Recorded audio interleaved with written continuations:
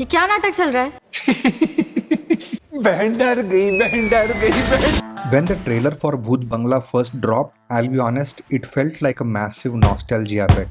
We have seen Akshay Kumar and Priyadarshan create magic with movies like Bhul Bhulaiya, Garam Masala, but in 2026, is that old formula enough? Or are we just chasing ghosts of the past? जैसे हम लोग dinosaur की आखिरी पीढ़ी है. The first half felt like Priyadarshan comfort food. The movie actually kicks off very well.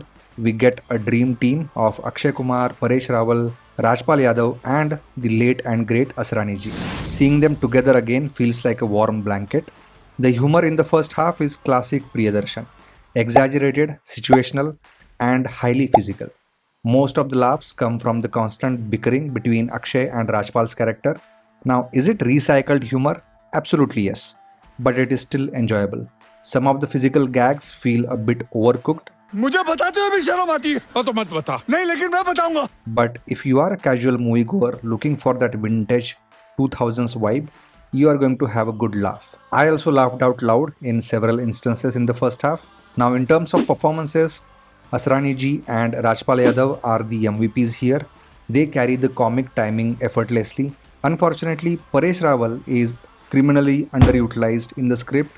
He has a significant role, he is there, but the comedy script given to him is not that impactful. Akshay Kumar is always good in comedy and he can elevate an ordinary scene with his comic timing and high energy. So that's precisely what he has done here as well. But maybe because I have seen him in such a role after a very long time, in some scenes it felt like he is forcing himself too much.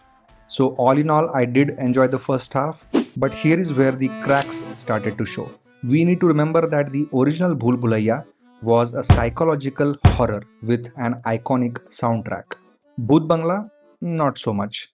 The songs are all fillers, they are forgettable and add no value whatsoever. The cinematography and the background score was also a missed opportunity. Several horror sequences could have been more terrifying with better shot composition and better background score. For example, there is a scene in the jungle where a group of people get ambushed by a pishach or a monster. With better cinematography and background score, the scene could have been much more impactful and much more terrifying. Another issue is dubbing. I don't understand how in a big budget mainstream film we still have sync issues. So there are two side characters who are in maybe 4 or 5 scenes altogether.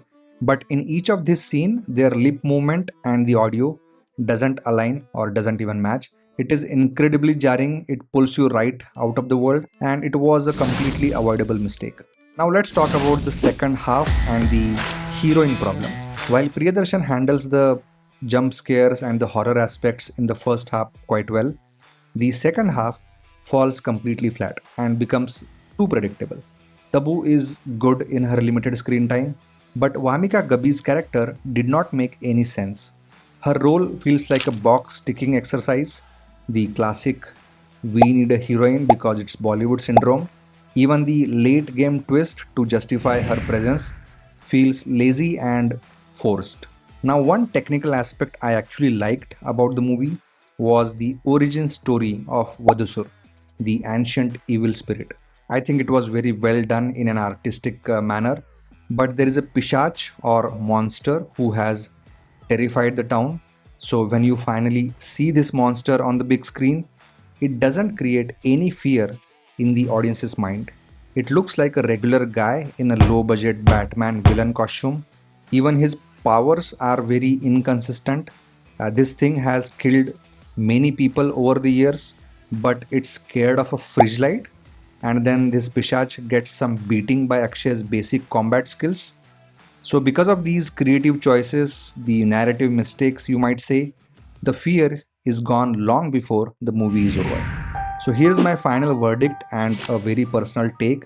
Bhooth Bangla is a decent one-time watch for the nostalgia if you keep your expectations in check. But let's take a step back, right? A comedy works when it's fresh, not when it's repetitive.